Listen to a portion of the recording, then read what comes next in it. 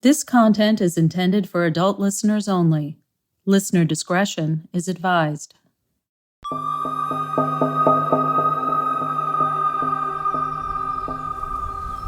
It's early October, and it's been almost 6 months since I left.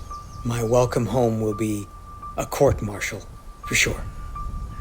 Lieutenant General Rashid must have relocated at least a couple of times since I left, but luckily I know how to track our movements. Little messages in the form of stones and rocks and twigs. Eyes should be on me at this point. I'm expecting a scout to show up at any moment. So here's what I know so far. UDAP. No sign of military activity anywhere. Hundreds of thousands of non-whites were trafficked into the Northern Imperial to work as indentured servants. Esperanza was one of those servants and worked in Davidson's compound before Tama was born. Sema somehow found Lamura. Turns out she can decode data brought back to us by our taggers. Trillions of dollars worth of rare earth minerals were being extracted from areas of the restricted zone and shipped through Shinjia to the Northern Imperial. The extraction and processing of these minerals result in strange diseases and cancer. The variant. It had been eliminated in most countries decades ago. Race mixing did not elevate cases of the variant, and the virus is not race-specific. Hundreds of thousands, if not millions of soldiers drafted and forced into a war in the restricted zone. Not one ESLO leader believes the war is over. And the restricted zone, mysterious mounds, most likely grave sites. And all of that, and I still failed.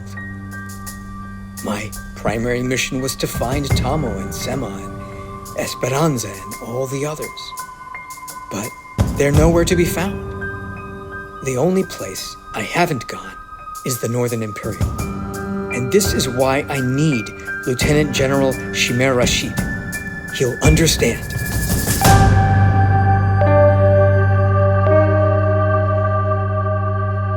Entertaining Diversity presents Caucus, After the Fall, created by Teja Arboleda.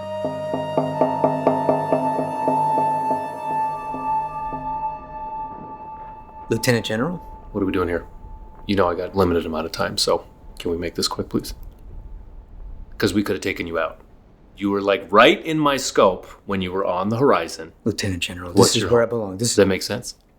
Oh, this is my home. You left your post. Lamura is my home. No, this is not your home. AWOL.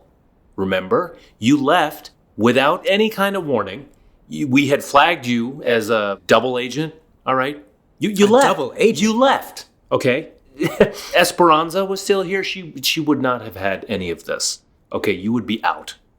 What was going through your head at that time? You were going to kill me? You had your scope set on me? You better believe we did.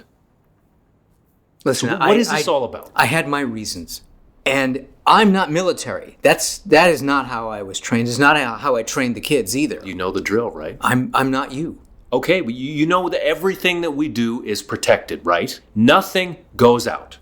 You left your post, and what'd you go to do again? You'd find yourself or something? How old are you? You're in your 60s now? Get over yourself for a minute. What are you doing? I should have informed the council. Okay. That I was going to be traveling. I needed to get some information. I didn't want to risk it for Lamura. What good was that going to do? They probably would have denied that. It sounds like a pretty dumb Well, that's request. why I didn't ask them. Making a documentary again? We don't need that. Look outside this tent. It's a waste of time. You could have continued to do the useful thing you used to do, teaching the FOFA classes. That's the last thing I remember that you did that was like useful. Well, look where that's gotten us. You taught kids skills so that they could tag and survive and bring us back the vital information that we needed. Okay, that's what we need, not your stupid documentaries. So just... I'll ask you this. Where are those kids? That's what I was doing. All right, Lieutenant General, I needed to go find those kids. And the only way I could do that over the past 6 months was to go to each ESLO and look for them. The only one I didn't get to was the Northern Imperial. Wait. That's not possible. You're saying you did that without our consent? If I had asked the council and they approved it, they would have sent an army. There's no possible way. If they would not approve it, then we would never find them. How did you get through the restricted zone? There is vital information that I've collected over the past 6 months that I think is going to help us understand a lot about the war. Vital information? Vital information. Look, I know that it's been 6 months. And in that time, I have been to Xinjia, the restricted zone, with a descendant from the Northern Imperial, Southern Dominion, Homeland Dorado, Hapa Resource, and the Hawaii representative from Satogai. You've been to all those places? Yes, That's I not have possible. been. How could you have done that without our consent? You're not even trained for it. How did you even get into each of the Eslos? I went to meet the leaders of each Eslo. What, was I going to tag you along or everyone else along? What did you learn from each of them? Thank you for offering to listen. That's why I came back. I don't need to be a target. I don't need to be the enemy. I went first to Xinjia. I met with Ling Yunchen. He's the chief of... Yeah, I know Chen. Okay, I know who he is. What did he say? We learned that the Northern Imperial incentivized women, particularly women of color, for housekeeping for wealthy white folks in the Northern Imperial. And they hired men as laborers. And then, as the variant shut down immigration, the only way they could do all this work or accomplish all of this was to bring in people from other Eslos. And then after that, I went to William Deshane from the Northern Imperial. Yeah, the defector. Okay, what did he say? What we learned is that Tamo and Sema stole documents when they were in the Northern Imperial, including Davidson's map of the segregated U.S. divided states of America. And that map, and I think you've seen a version of it. I have. Is based on race and other data and plans to usurp military command structures. He then sent me So off. they stole that map? Is that what you're saying? Yes, probably on their first mission. Who else did you meet? From there, I went to meet with Rose Jacobs, the chief of Southern Dominion. And we learned that UDAP trained on large swaths of land in the middle of the country. I think you've done some research there. And was warned of toxicity in testing the variant fighting spray chemicals. But really, Davidson's science team found rare earth resources decades before. Like quartz and that kind of thing? I don't really know, but the kind of minerals that are used to create batteries, I don't know, energy sources. This is what I learned from Chief Chen in Xinjia. Keep going. All the way on the other side of the country, Homeland, I met with Chief Winona Redfeather.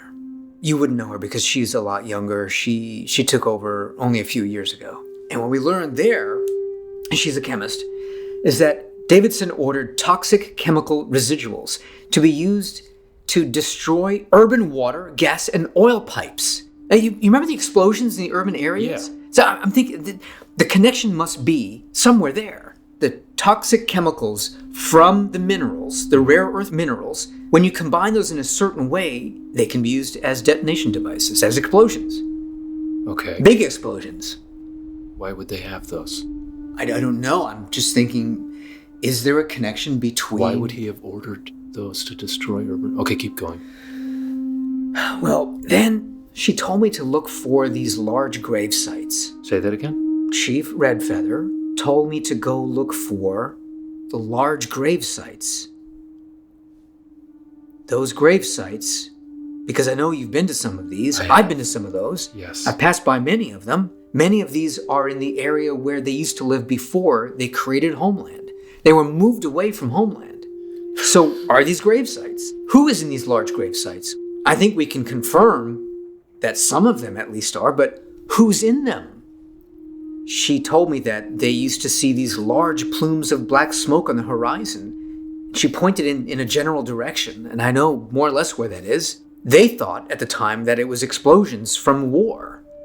So they never went there. They never investigated what those large mounds are. And then I was sent to go see Chief Gutierrez in Dorado. Dorado too? Yeah, because originally Dorado was the Energy Resource Center. Sure. But no longer, because Xinjia is now the Energy Resource Center. So Gutierrez tells me by hobbling the communications infrastructure, Davidson could eliminate variant news from other countries, and that he learned this was a way to get information to different Eslos because traditional media didn't exist anymore. If he eliminates the news. Right. If he eliminates the news, he can control the information about what's happening in the urban areas, the explosions, and as you remember, mixed race people were the ones who were claimed to be the perpetrators, the ones who exploded these bombs. Mm-hmm. Okay. And then, I think this was about maybe 4 months in, I met with Chief Amihan Bekele. She is the leader of Hapa Resource in Southern California. What did she have to say? She remembers when Davidson distributed pamphlets and leaflets, and we talked about the UDAP trucks announcing what other Eslos were doing, sort of preparing for war and abducting women and children and stealing resources, training kids to fight, etc. I mean, who knows, probably all fake news. And that Tamo, as a kid in New Raja, now Shinjia, inadvertently told the Ashkagas. You remember the Ashkagas? Yes. What he learned in New Raja. Somehow, Tamo's been telling different Eslo leaders what's been going on. I don't know, I mean, I can't blame him, he's a kid, but anyway, he told the Ashkagas what he learned in New Raja during his first tagging expedition. And then Ashkaga told Amihan Bekele. Then Bekele suggested that we go to the grave sites because there's something strange about them.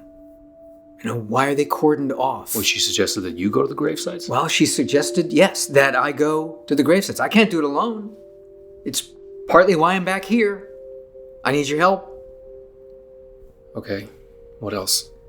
And then finally, I met with Akane Ashikaga. What a strong woman. You met with Ashikaga too? Yeah, I did.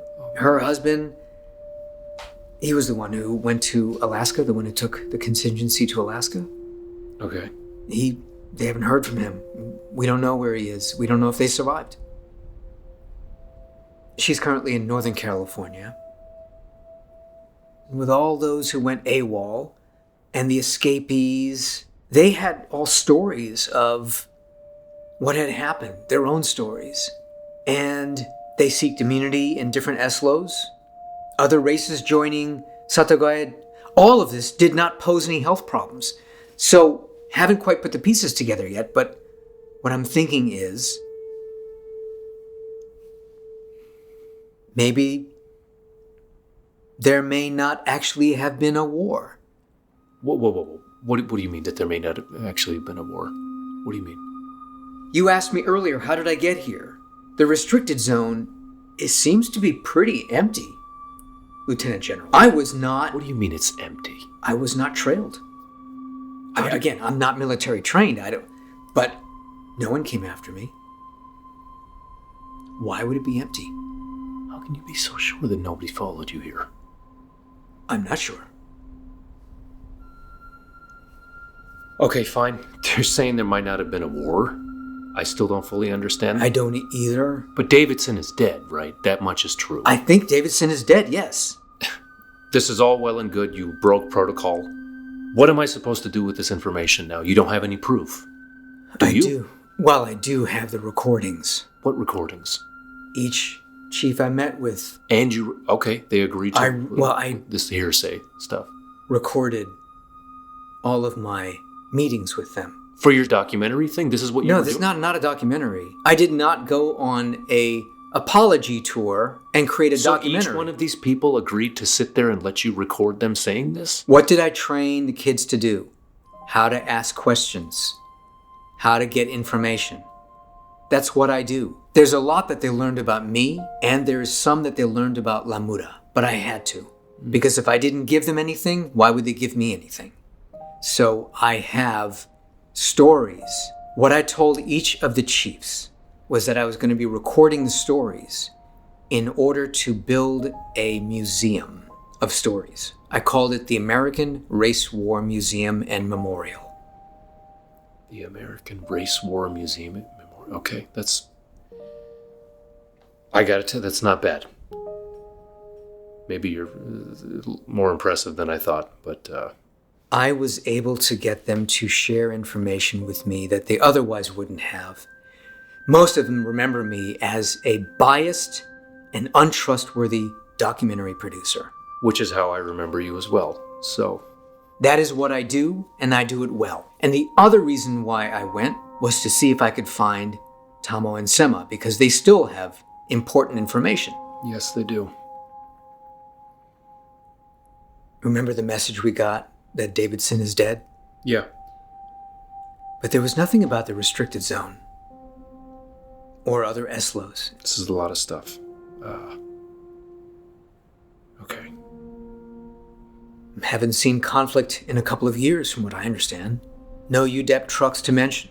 Chief Redfeather had said that sometimes they see the trucks on the horizon, but I think they're just static. They're just sitting there. Everyone seems to be on their own, but conscripted soldiers, all the chiefs and leaders I met with, say that there are tens of thousands of their people, mostly young men from each SLO, even boys, missing, never returned from the war. Tens of thousands. Well, yeah, that's what war is. Civilians die. There's lots of dead people. And what do you expect for war? It's collateral damage. That's what you get. But there's one thing that you said that I find myself reluctantly agreeing with. I also had a feeling that there was something else going on. Something had changed. I also put together a team. Some of the kids that you trained, we actually tasked them into a team. Just so you know, those kids, they feel like you abandoned them. So you have to live with that. But regardless, this team, we spent weeks searching for evidence of UDAP trucks, soldiers, anything in all directions. While you're out gallivanting, talking to people, I led a team to southeastern Wyoming, to a gravesite in the restricted zone that I probably had passed years and years ago. So while I was gone, you put a team together. Yes. To look for some of these grave sites. Yeah. Why? Who else was going to do it? Look, these are the things I have trained to do. What because I told you I suspected that something had changed. Akane Ashikaga, who led the Satagae contingency, told me about that place. Specifically that place. Yes. The one that's in southeastern Wyoming. It's huge. It's massive. Very suspicious. What Akane doesn't realize is actually what the whole thing is all about. I actually have pictures. Okay? What? Yeah, I have pictures. You remember this camera? Hang on just one second. You remember this camera? Yeah. Isn't that... Tamo used it, didn't he? Oh, wow. On his first tagging mission, it's the same one. Yeah, I remember that camera, yeah. And when Sema was here, she retrofitted it to be solar powered. Remember? Yeah, I remember that. Okay, well, take a look at this. What am I seeing? That's the burial site. So we've passed by them in different regions throughout the years, right? No sign of UDAP. It's been completely abandoned. But recently, like I was saying, it felt like something had changed, right? There's a reason why that is. Because of Davidson's death, UDAP essentially just fell apart. Almost like they maybe grew a conscience or something, but I didn't trust it. Doubt that. Yeah, I don't trust it either. But you see this? You just zoom in the close-up. You see what that is? I'm not sure. It's an arm. What? We pulled that body out. It's an arm. God knows how long it had been there. And then we pulled another body out. And another. And more. It's even preserved. The ones that are deep under are preserved somehow. But the ones on top look like chemical burns or something like that. Is that what I'm seeing? I mean, they've been there a while, so it could be anything. Remember I was saying earlier about the chemicals from the rare earth materials? Yeah. I'm still putting some ideas together, but... What do you notice in both of these pictures? What is that around their necks? It looks like one of those... What? It's a medallion? Yeah. It's a medallion, right? It looks like at least two different SLOs, right? Because those are two different... Didn't you go to them? Do you recognize them? Yes, I do. Oh. So they're preserved because some of them are aluminum, some are rusty, some are super rusty, but the indications are not in question, right? These are different SLOs. This is the proof. Are you thinking that these burial grounds, some of which have preserved bodies, are from soldiers and people from other SLOs all in the same pile? I think so. I think they're mass graves. So this is proof. I mean, right? This is the proof. This combined with the stories that you've been hearing from all the I think so, yeah. I will have to listen to the recordings again, but what I told you is mostly what I remember. And this was, years after the Great Separation? And 2 years before, probably, that I joined.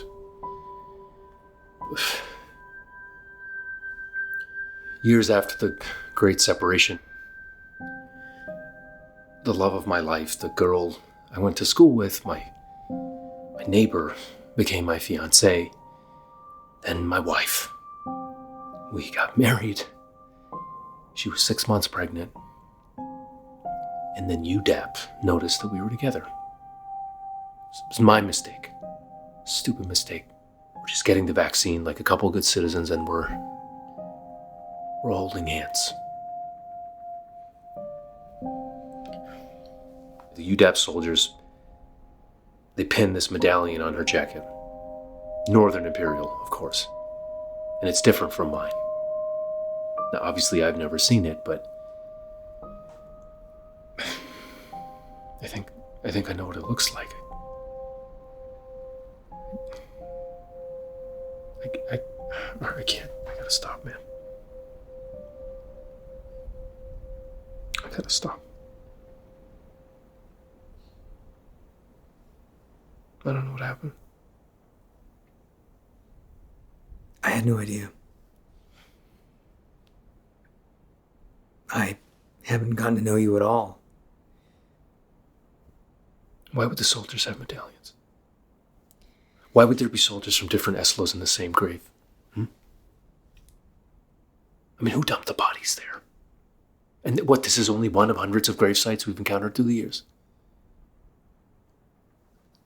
This one, it seems like the newest, maybe it's the biggest, but it's interesting. So, you see this picture right here? You see the tire tracks? Yeah. Yeah, those are heavy haul trucks, right? Okay. Bulldozers, dump trucks, like the really big kind. And you can see where most likely the bulldozers pushed large amounts of dirt to form this hill. Okay. Right? Yep. Some of it looks like probably in the last few months. Now, look over there, right? In the distance. That's northeast of the Grave Hill, right? Grave Mountain. If you zoom in a bit, there's a ton of truck activity over there. They didn't do a very good job of covering up any of this evidence, did they? Well, they probably didn't have to. Yeah, because they didn't think anybody would come right. here. Exactly. Right? Those big fires that Chief Redfeather... Yeah, the plumes of the black smoke. Yeah. And we had seen some of those over No, there. those were from the grave sites. That's what I'm saying. We think those were mass cremations. People thought they were natural fires, right? But then over the years, we started to see these patterns. So no fighting? We didn't get to investigate, though, because we thought UDAP would be close by. If all that black smoke was from...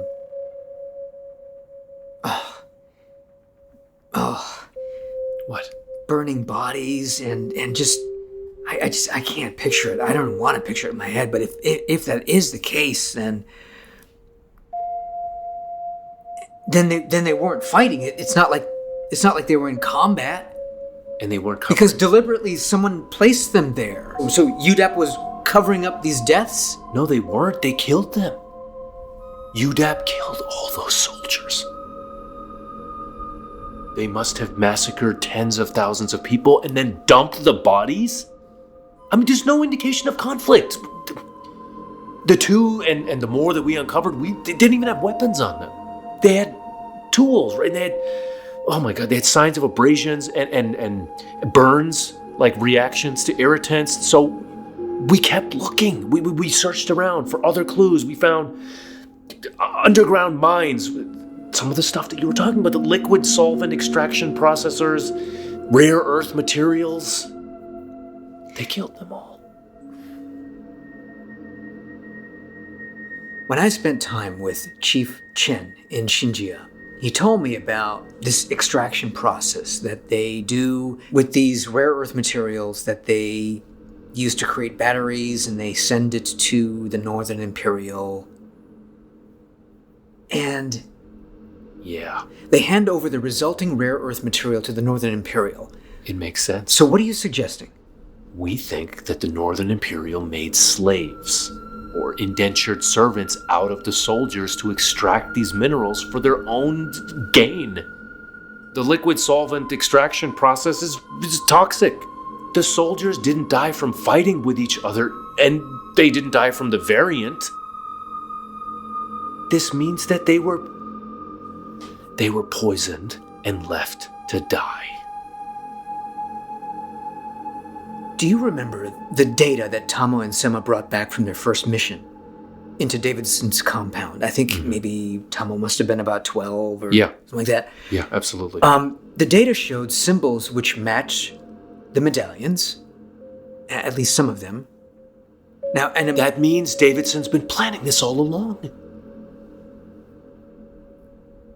That means that he planned this whole race conflict just to make more trillions of dollars.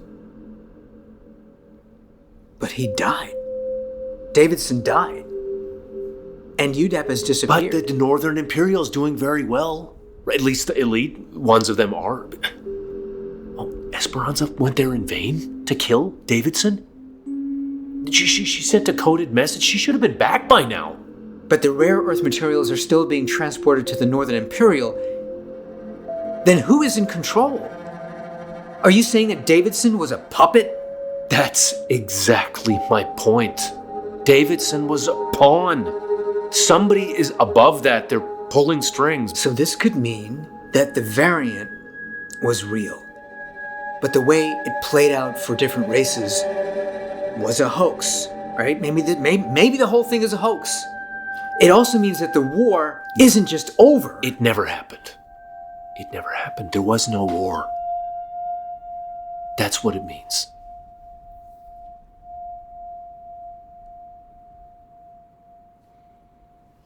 Amihan Bekela. Have a resource? Yeah.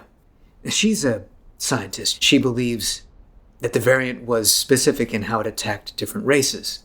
At least that's what it was purported to have done.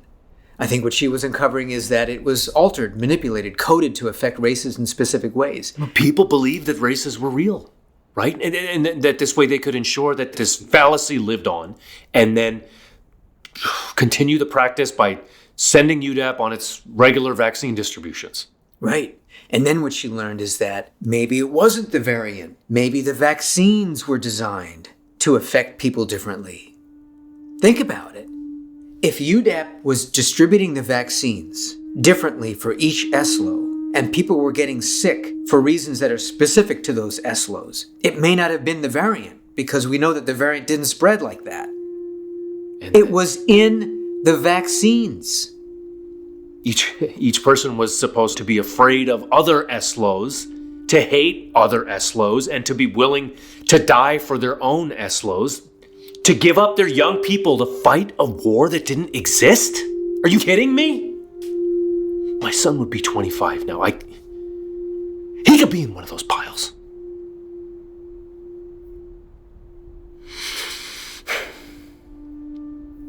Every ESLO leader I spoke to, they did not believe that the variant killed people between races. They also did not prescribe to the vaccines. Most of them turned it away. They pretended like they used it, but they didn't. And the way we know that is because most of them are actually pretty healthy. All the ESLOs, healthy and thriving. I should have listened to the informants. We should have listened to the kids when they came back from tagging. We sent them out into the world to gather intelligence, to seek out weaknesses and secrets and strategies, and they often came back sad to have to leave. And they often made friends in these places, and they were ripped away every time. Well, look, Why do you think I was going to try to find Tamo and Sema and the others? So, we're gonna need We're going to need Tamo and Sema here. We need Sema to finish deciphering the data. Yeah. We need Tamo. He's got more on his data belt. We need that too, right? Yeah. Yeah. So that... Well, more for them to do. They should be allowed to retire. Retire? They never had a childhood. Now you're getting soft. You don't think they've done enough? You're feeling guilty. All we know is that there's something in the data that keeps referring to the Caucus, right? We don't know who they are. We need Tamo and Semha. We have to get them back. Yes, we will get them back, and we will train the others. But there's just something very important we have to remember about all this. What? We have no idea where they are. When Tamo and Semha returned after their first mission, Tamo had a section of a ledger that they took from Davidson's warehouse in the Northern Imperial Processing Center, the one that they blew up. Mm-hmm.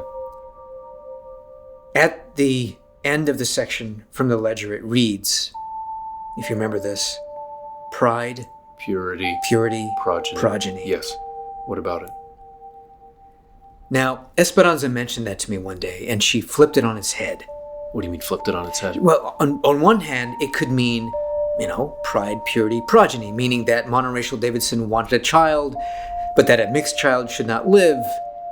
But she flipped that in her mind, because this is what she does, right? She's always trying to look at things from different angles. Yeah. Pride, purity, progeny, meaning, in her mind, Davidson secretly, maybe 1/16 black. What? Esperanza may have found DNA results somewhere. Very common test, and I learned some of this from William Deshane, the defector from the Northern Imperial. What? And what this means is that Tamo should never have been born. In the mind of Davidson? You kidding me? That phrase in her head was the impetus to end his life. When I met with Rose Jacobs, Southern Dominion, she was the one who told me that the note that came from Esperanza via Tamo and Semha from their first mission, the one that had the paper map that divided the states, right? Yeah. Semha must have had that with her for a long time before she brought it to us. So somehow, someone, maybe Rose herself, had found that note, that map. Which means that even Southern Dominion knew the intentions of Davidson, right? Yeah. And who knows who else she shared that with in her travels or Tamo's travels. That's right. So she had to kill Davidson. She had to kill him. There's too much information. She knew too much. Or she was raped by Davidson. All of the above. So she really did have to kill Davidson. Because he committed the worst act against his own mandate. Which means Damian Davidson, the former president, is Tamo's father. Which also means that all three, Tamo, Semha, and Esperanza, their mom, going back to Northern Imperial to assassinate Davidson, that's going to lead whoever's really in control back to us. I didn't intend to lead them here. No. But what do you suggest we do? No, let's go find them. We gotta bring them home. I've been prepping for this my whole life. We have to find the Caucus and end it once and for all. Your museum might just have to wait a while.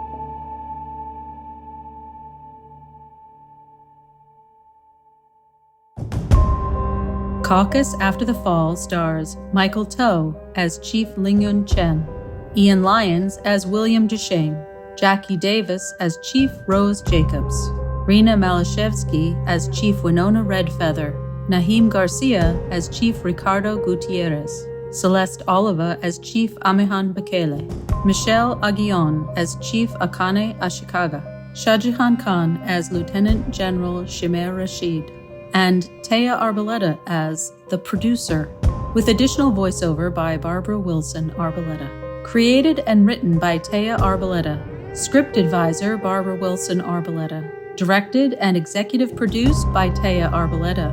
Co-produced by Michael Toe and Barbara Wilson Arboleda. Original music and soundscaping by Arshan Galas. Edited by Teja Arboleda. Casting Director Michael Toe. Development Director Dan Watanabe. Marketing Coordinator Katie Arboleda. Special thanks to Desiree Cooper. This podcast was recorded under a SAG-AFTRA Micropod agreement. Caucus After the Fall is an entertaining diversity production in partnership with Toe Arboleda Films. Caucus After the Fall was developed from the original story Caucus by Teja Arboleda. All characters and other entities appearing in this work, Caucus and Caucus After the Fall, are fictitious. Any resemblance to real persons, dead or alive, or other real-life entities, past, present, or future, is purely coincidental. For more information, go to www.entertainingdiversity.com.